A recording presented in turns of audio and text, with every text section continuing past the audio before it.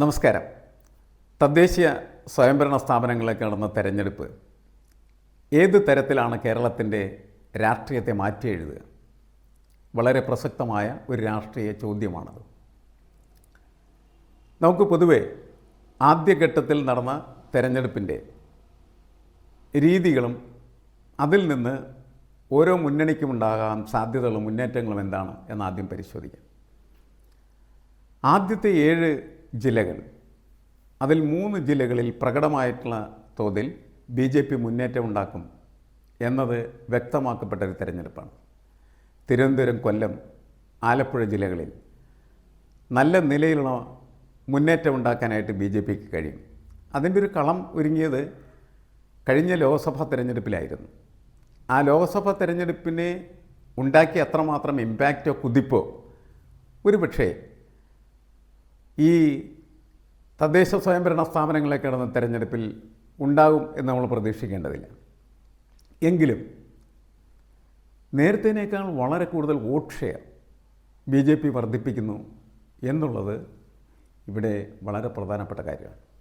കാരണം ഈ തെരഞ്ഞെടുപ്പ് വരാൻ പോകുന്ന കേരളത്തിൻ്റെ ഭാവി രാഷ്ട്രീയത്തിൽ വലിയ മാറ്റങ്ങൾ, വലിയ ചലനങ്ങൾ സൃഷ്ടിക്കുന്നതായിരിക്കും. അതിൻ്റെ സൂചനയാണ് ഈ 3 ജില്ലകളിൽ നിന്ന് വന്നിട്ടുള്ളത്. ആ 3 ജില്ലകളിൽ തന്നെ CPMന് പരമ്പരാഗതമായി ലഭിച്ചുകൊണ്ടിരുന്ന ഈഴവ വോട്ടുകളിൽ ഒരു സെക്ഷനെങ്കിലും BJPയുടെ സ്ഥിര വോട്ടുകളാക്കി മാറ്റിയെടുക്കാനായിട്ട് കഴിഞ്ഞു എന്ന് തെളിയിക്കുന്നതായിരുന്നു ഈ തെരഞ്ഞെടുപ്പ്. രണ്ടാമത് നമ്മൾ ശ്രദ്ധിച്ചൊരു കാര്യം, തെരഞ്ഞെടുപ്പിന് കുറച്ച് ദിവസങ്ങൾക്ക് മുമ്പ് BJP ഒരു സർക്കുലർ അവരുടെ ഘടകങ്ങളിലേക്ക് അയച്ചു. ആ സർക്കുലറിൽ നൽകിയിരുന്ന പ്രധാനപ്പെട്ട നിർദ്ദേശം കഴിയുന്നിടത്തെല്ലാം ക്രിസ്ത്യൻ സ്ഥാനാർത്ഥികളെ നിർത്തണം എന്നുള്ളതാണ്. അങ്ങനെ ഒരു നിർദ്ദേശം അവർ കൊടുത്തത് വളരെ കൃത്യമായിട്ടുള്ള ദീർഘവീക്ഷണത്തോടെ അജണ്ടയുടെ അടിസ്ഥാനത്തിലാണ്. കേരളത്തിൽ നിലനിൽക്കുന്ന സാമുദായിക സമവാക്യങ്ങൾ പൊളിച്ചെഴുതിയെങ്കിൽ മാത്രമാണ് BJPക്ക് ഒരു ഇഞ്ചെങ്കിലും മുന്നോട്ട് പോകാൻ കഴിയൂ എന്ന് BJP അതിൻ്റെ അനുഭവത്തിലൂടെ പഠിച്ച കാര്യമാണ്. അതുകൊണ്ടാണ് ക്രിസ്മസ് വരുന്ന സമയത്ത് കേക്കുമായിട്ട് BJP നേതാക്കൾ അരമനകളിലേക്ക് പോയിരുന്നത്.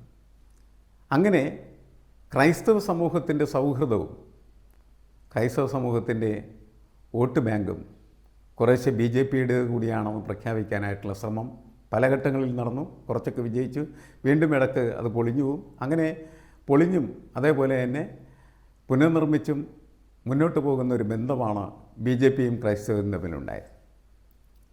ആ ബന്ധത്തെ ശക്തിപ്പെടുത്താനായിട്ടാണ് അവർ സർക്കുലറിൽ ആവശ്യപ്പെട്ടത്. അത് കൃത്യമായിട്ട് പാലിക്കപ്പെട്ടു. ഏതാണ്ട് 2000-ന് താഴെ ക്രൈസ്തവ സ്ഥാനാർത്ഥികളാണ് BJPക്ക് വേണ്ടി ഈ തദ്ദേശ സ്വയംഭരണ സ്ഥാപനങ്ങളുടെ തെരഞ്ഞെടുപ്പിൽ മത്സരിക്കാൻ വന്നത്. UDF പരമ്പരാഗതമായിട്ട് UDFന് ഏറ്റവും കൂടുതൽ വോട്ട് ലഭിക്കുന്നത് ഈ ക്രൈസ്തവ സമൂഹത്തിൽ നിന്നായിരുന്നു. അവർക്ക് പോലും നിർത്താൻ കഴിയാത്ത അത്രയധികം സ്ഥാനാർത്ഥികളെ BJP നിർത്തി. അത് ശ്രദ്ധിക്കേണ്ട ഒരു കാര്യമാണ്. BJPക്ക് അങ്ങനെ സ്ഥാനാർത്ഥികളെ നിർത്താൻ കഴിഞ്ഞാൽ ആ ക്രൈസ്തവ കുടുംബങ്ങളിലെ വോട്ട്, അവരുമായിട്ട് ബന്ധപ്പെട്ട കുടുംബങ്ങളിലെ വോട്ട്, അതൊക്കെ പതുക്കെ പതുക്കെ BJP വോട്ടായിട്ട് ട്രാൻസ്ഫർ ചെയ്യപ്പെടുന്ന ഒരു പ്രക്രിയയാണ്. അതൊരു സംക്രമണമാണ് ശരിക്കും. എങ്ങനെ ക്രൈസ്തവ വോട്ടുകളെ BJP വോട്ടുകളാക്കി മാറ്റാം, എങ്ങനെയാണ് ആ ക്രൈസ്തവ വോട്ടുകൾ എന്ന് പറയുന്നത് കാവ്യ വോട്ടുകളായിട്ട് മാറുന്നതെന്ന് കാസ എന്ന് പറയുന്ന സംഘടന, ക്രിസംഗികൾ എന്ന് പറയുന്ന ആൾ, ഇവരൊക്കെ ഇതിൻ്റെ അരിവെപ്പുകാരാണ്. അവർ കൃത്യമായിട്ട് ഈ കാര്യങ്ങളെല്ലാവരും പാകപ്പെടുത്തിയെടുത്ത് കൊടുത്തുകൊണ്ടിരിക്കുകയാണ് ചെയ്യുന്നത്. അതിനെ കൃത്യമായ തരത്തിൽ തന്നെ വോട്ടാക്കി മാറ്റുന്നതിനെ ഗോളടിപ്പിക്കുന്ന തരത്തിലേക്ക് മാറ്റാൻ ഈ തെരഞ്ഞെടുപ്പിൽ BJP എടുത്ത തന്ത്രം വളരെ വിജയകരമായിരുന്നു എന്നുള്ളതാണ്. ഇതെല്ലാം നാളത്തെ നിയമസഭാ തെരഞ്ഞെടുപ്പിനുള്ള ഒരുക്കങ്ങൾ കൂടിയാണ്. നിയമസഭാ തെരഞ്ഞെടുപ്പ് തൊട്ടടുത്തൊക്കെയാണ്. ഇത് കഴിഞ്ഞതിന് ശേഷം നമുക്ക് അതിനെക്കുറിച്ച് വിശദമായിട്ടുള്ള വിശകലനങ്ങളിലേക്ക് പോകാവുന്നതാണ്. എന്തായാലും ഈ ആദ്യഘട്ട വോട്ടെടുപ്പ് നടന്ന പ്രദേശത്ത് BJP ഉണ്ടാക്കിയിരിക്കുന്ന മുന്നേറ്റം എന്ന് പറയുന്നത് ഒരു കാര്യം കൃത്യമായിട്ട് നമുക്ക് ഉറപ്പ് തന്നു. ത്രികോണ മത്സരം എന്ന് പറയുന്നത് ഒരു യാഥാർത്ഥ്യമായി. പല സ്ഥലങ്ങളിലും BJPക്ക് നിർത്താൻ സ്ഥാനാർത്ഥികളുണ്ടായിരുന്നില്ല എന്നുള്ളത് ശരിയാണ്. പക്ഷേ അവർക്ക് ശക്തമായിട്ടുള്ള പല പോക്കറ്റുകളും നിർമ്മിച്ചെടുക്കാനായിട്ട് കഴിഞ്ഞിട്ടുണ്ട്. അവിടെയൊക്കെ മത്സരത്തിൻ്റെ സ്വഭാവം ത്രികോണ മത്സരം തന്നെയാണ്. ത്രികോണ മത്സരമാണ്.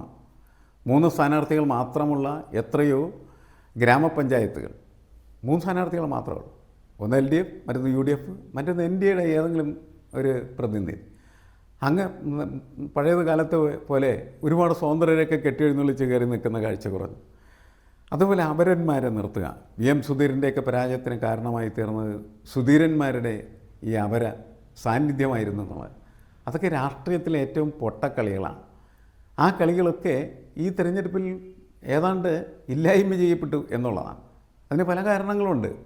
ഒന്ന്, തിരഞ്ഞെടുപ്പ് ചെലവെന്ന് പറയുന്നത് വളരെ ഉയർന്ന തോതിലേക്ക് മാറിക്കൊണ്ടിരിക്കുകയാണ്. അതിൻ്റെ റേറ്റ് കൂടിക്കൊണ്ടിരിക്കുകയാണ്.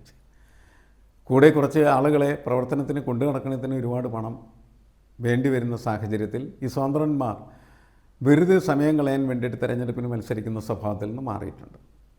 പിന്നെ പൊതുവെ രാഷ്ട്രീയത്തെ 3ആയിട്ട് വിഭജിക്കുന്ന തരത്തിലേക്ക് ആളുകളുടെ കളക്റ്റീവ് ക്യാരക്ടർ മാറി. അങ്ങനെയാണ് 3 പേരിലേക്ക് ഏതാണ്ട് എല്ലാ സ്ഥലത്തെയും മത്സരം ഒതുങ്ങിയിരിക്കുന്നത്. അപ്പോൾ BJP നിരന്തരമായിട്ട് നടത്തിക്കൊണ്ടിരിക്കുന്ന മുന്നേറ്റത്തിൽ അവരാദ്യ ഘട്ടം സമ്പൂർണ്ണമായിട്ട് വിജയിച്ചു കഴിഞ്ഞിരിക്കുന്നു. കാരണം അവരൊരു 3ാം ശക്തിയാണ് എന്ന് കേരളത്തിൽ എല്ലാ ആളുകളും അംഗീകരിക്കുന്ന തരത്തിലേക്ക് മാറിയ തിരഞ്ഞെടുപ്പാണ് ഈ കഴിഞ്ഞുപോയ തിരഞ്ഞെടുപ്പ് എന്നുള്ളതാണ്. അങ്ങനെ വരുന്ന സമയത്താണ് നമുക്ക് പ്രകടമായിട്ടുള്ളൊരു മുന്നേറ്റം BJP കാര്യത്തിൽ നിർമ്മിച്ചിരിക്കുന്നു എന്ന് പറയുന്നത്. അതുകൊണ്ട് വോട്ട് ഷെയർ, വോട്ട് പേഴ്സൻറ്റേജ് എന്ന് പറയുന്നത് വളരെ കൂടുതൽ വരാനായിട്ടുള്ള സാധ്യതയുണ്ട്.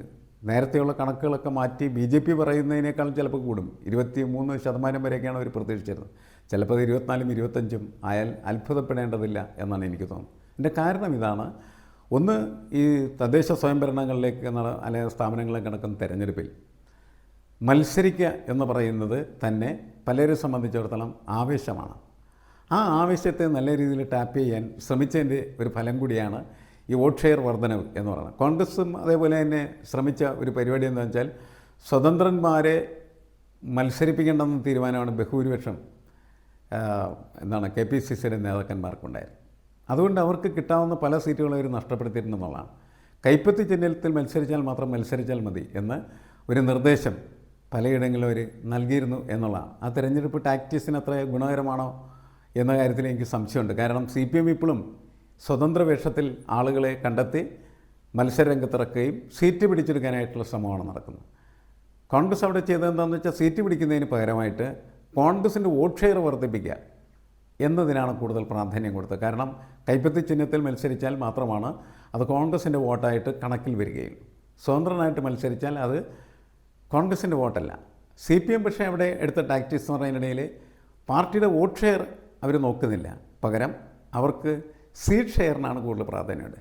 അവരതുകൊണ്ട് സീറ്റ് നേടാനുള്ള ശ്രമമാണ് അവിടെ നടത്തിയിട്ടുള്ളത്. അപ്പോൾ സീറ്റ് നേടാൻ നടത്തുന്ന സമയത്തിൽ സ്വതന്ത്രന്മാരെ നിർത്താം.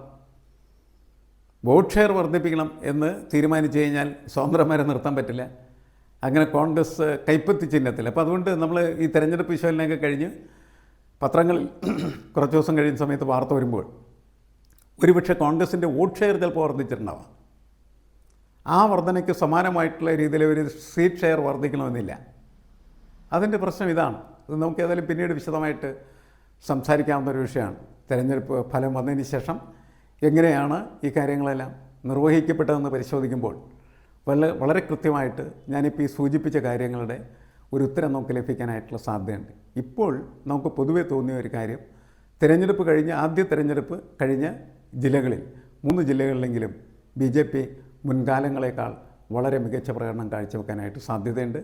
അതിൻ്റെ പെട്ടെന്ന് വരുന്നൊരു എന്താണെന്ന് വെച്ചാൽ സഡൻ ഇമ്പാക്റ്റ് എന്ന് പറഞ്ഞാൽ അവരുടെ വോട്ട് ഷെയർ നല്ല രീതിയിൽ വർദ്ധിക്കുന്നു എന്നുള്ളതായിരിക്കും.